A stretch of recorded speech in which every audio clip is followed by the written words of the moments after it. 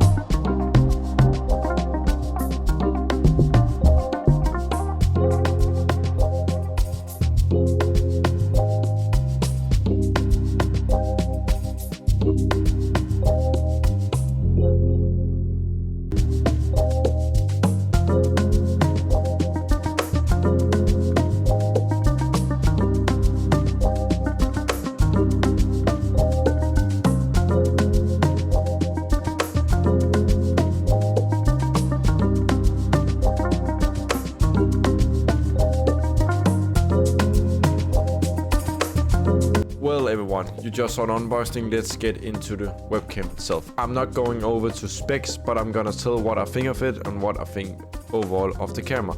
So if you're thinking of recording and streaming and so far and so on, it's very good quality.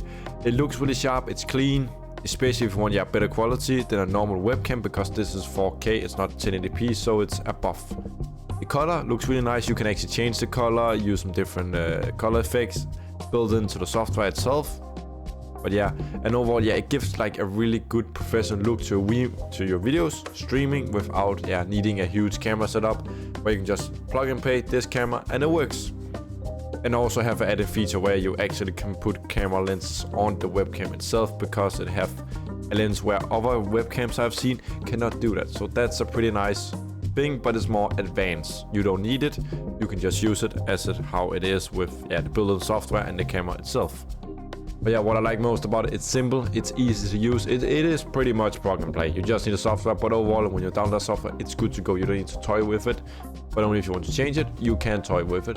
So it's ready to go. Makes it great for people that just getting into the scene, or maybe upgrading from a bad webcam or a less quality webcam and just want easy plug and play.